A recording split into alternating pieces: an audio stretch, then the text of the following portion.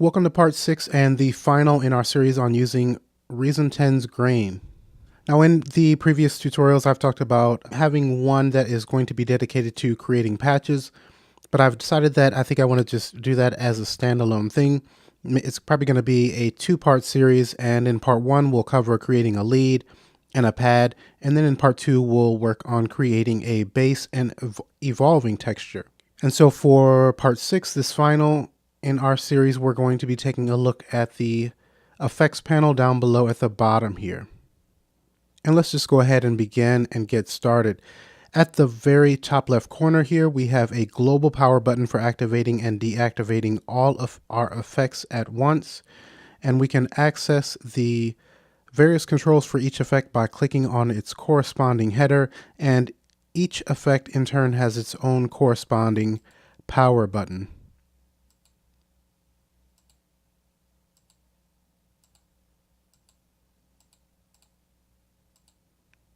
We can also change the order of the effects, which will affect the outcome of how our sound ends up being shaped, as these actually function or run in a series. So right now our phaser settings will be affected by our distortion, and our phaser and distortion settings will be affected by our EQ, and so on. So being able to reorder the effects chain just gives us even more creativity for shaping our sound. We can just click and hold on any header here and then drag to the left or right. And we can also apply envelopes, LFO modulation, as well as automation to many of the parameters that are within these different effects. So if we were to come over to the modulation bus and say we have envelope 3 here, which corresponds to envelope 3 here, we can come to the destination 1, and then we can see down at the bottom here we have reverb, and we can apply to the envelope to the decay and the amount for our reverb. We've got delay parameters that are available, distortion, compressor, and so on. Now also in the modulation bus we have our LFO 1 and 2, which correspond here.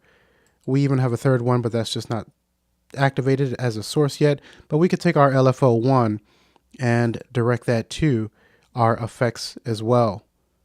Now if I were to F7 and come to the sequencer and be sure that our grain is selected here within the track list area, we can come up to the automation parameter drop down menu here and then come down to the bottom where we have an effect section, and this is going to list all of the parameters that are available for automation as well. So there's a lot of possibilities, a lot of potential with this. I'll F6 and come back to the rack. So let's go ahead and take a look at our first effect panel, which can actually function as a phaser, flanger, or chorus effect. Now we have a slider here to the left that we can click, hold, and drag to change how it will operate, or how this panel will operate between the chorus, flanger, and phaser. And just notice that the header up above here is going to change to reflect whatever selection that I make with the slider here. To the right of our slider, we have 3 dials for setting the depth, rate, and speed for whichever mode we have selected, or spread rather. The depth sets the depth. All the way to the left is going to be at 0. And so with this setting, we'll have a static sound, and even if we have the other parameters turned all the way up, the effect is going to be minimal if our depth is turned all the way down like this. We then have rate, and rate is going to set the speed of the modulation, and spread will adjust the stereo width of the effect. And then finally to the right we have an amount, and this knob is going to control the dry-wet mix of the effect. Set all the way to the left, we're going to be left with just our dry signal. So how does some of this sound in a bit? I've got some piano chords here that I recorded and bounced down and brought in to Grain. I reset Grain and brought this in. So I'm going to go ahead and play the sample back in its original state before we start working with the effects here. I'm going to trigger that with the play button up above.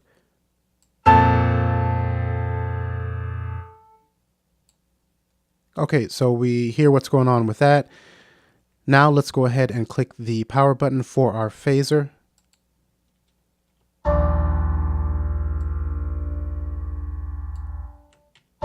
So remember, the rate's going to control kind of the speed.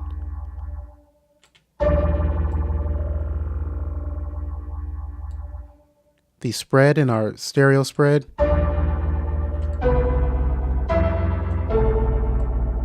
And as I was saying, if we take the depth all the way down, the effect's going to be minimal.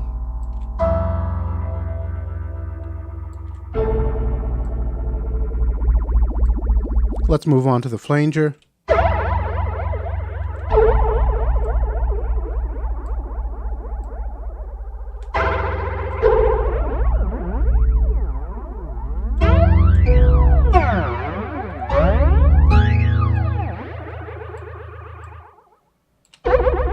And our chorus.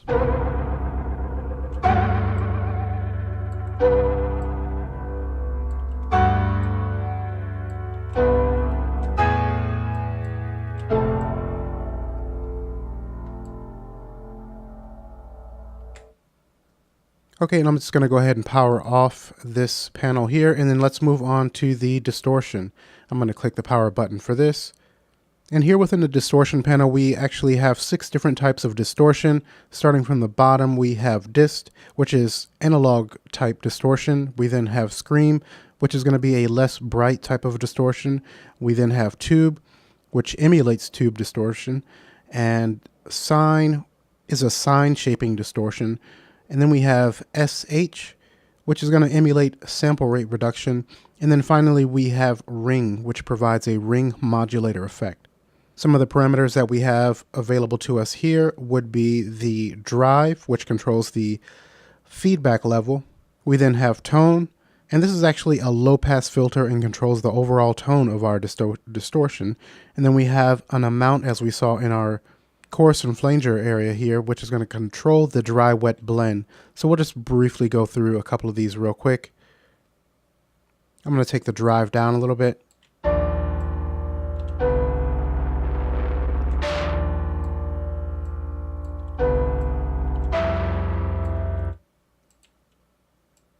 We'll move on to the scream.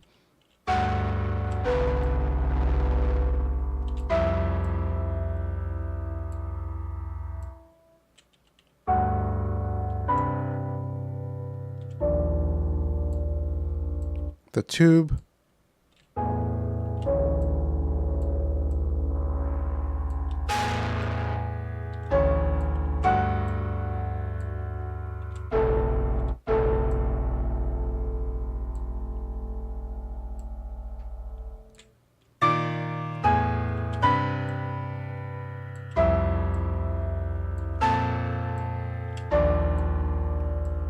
Our sine.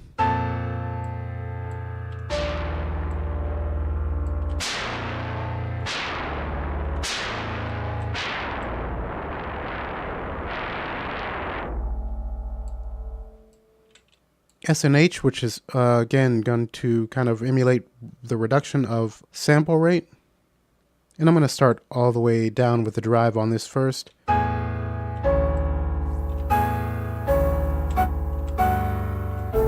I actually really like this one.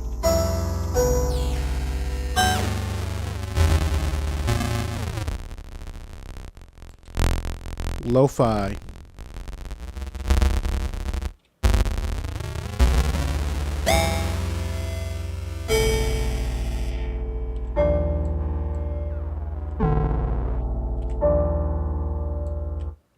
And then finally we have ring.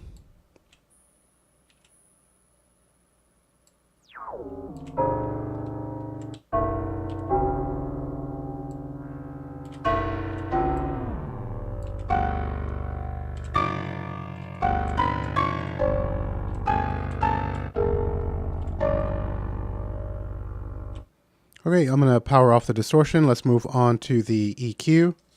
Now here we have a single band parametric equalizer with 3 controls for setting the center frequency of the EQ. With this control, then we have Q for setting the bandwidth, and then we have our gain control. And we're not going to spend much but a second here.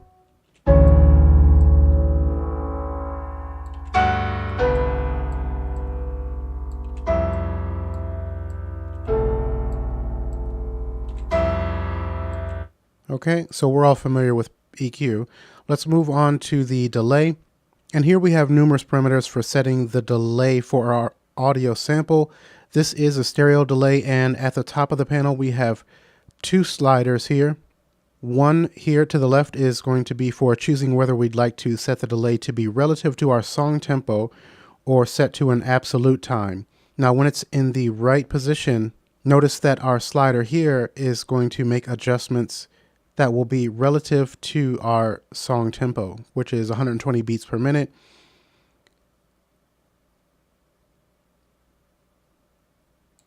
And then if we were to turn our sync off, we can see that this now adjusts in milliseconds. And we have a range from 0 all the way to the left up to 1 second at the right. Below these controls, we have ping-pong, pan, feedback, and amount. So with the ping-pong off, we're going to have our delayed signal in both left and right channels equally. Once we turn this on, this is going to pan our delays left and right within the stereo field. Now next, this pan, when we do have the ping-pong active, our pan is going to allow us to control the depth of the ping-pong effect. And then the feedback here sets the number of delay repeats. And this is going to be independent of our ping pong and pan here. And we're going to give a listen to this in just a second. And then finally we have amount, which is going to, as we've already seen in the first two panels, control our dry wet blend. So let's go ahead and power this puppy on and let's check it out.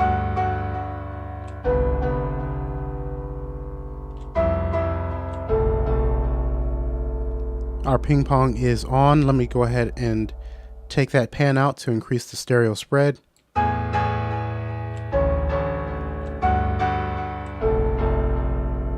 I'll take that down.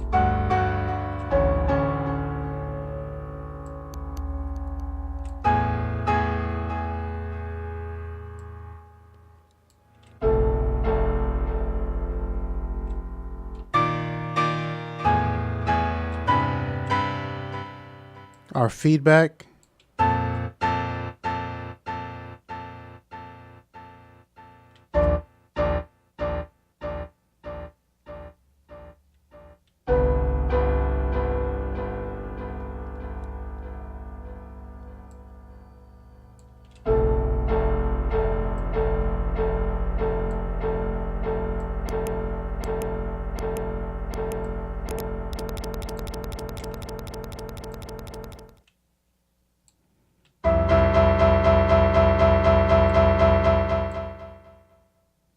Let's take the sync off and work in milliseconds.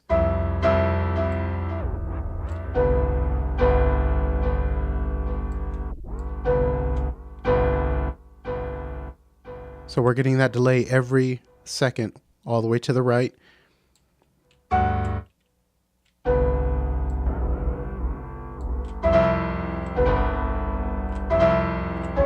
It's almost kind of a glitch effect there.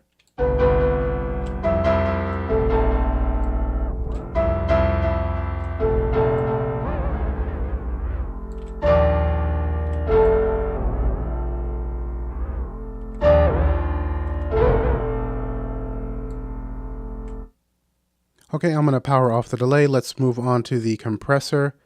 Now, covering compression is beyond the scope of this tutorial, but just know that this panel is going to allow you to control the amplitude of your audio signal over the passage of time. We have attack, threshold, release, and ratio available to us. So if you're really trying to control the levels of your sound, this is what you're going to want to make use of. You know, the threshold is going to determine when the compressor actually takes action, you know, at what level, at what audio level. We can see through that pop-up display, the threshold is set to -12 dB. So that's when the compressor is going to take effect. The attack is how quickly it's going to take effect. And the ratio is basically what sort of reduction is going to happen once the compressor kicks in. And our release is how long it's going to take for our compressor to release control or processing of our audio signal. We'll just go ahead and move on to our last panel here, the reverb. Now this is a stereo reverb, and at the very top we have decay, which is going to set the length of the reverb moving to the right, increases our reverb length, and to the left is going to shorten that. We then below have size, which controls the size of our emulated room. To the left, we have a small room, and all the way to the right, we have a large hall. We next have damp, and this is kind of a low-pass filter, and it allows us to remove high frequencies from the reverb. Moving to the right will actually cut our high frequencies out of the reverb. And finally, we have amount. And now with the amount in the reverb section, this reverb is actually routed as a send effect. So unlike what we've seen in the other panels or modules, here our amount controls the send level of our reverb. So let's go ahead and power this on and give a listen. Our decay is all the way down. So we really have no effect there. I'm going to take the amount a bit higher. And let's bring in some decay.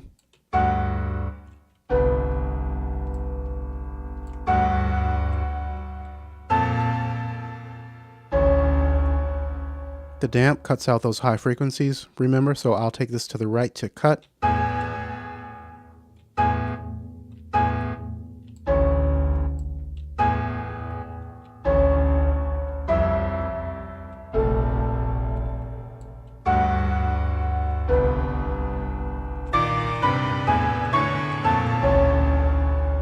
Let's take the size down.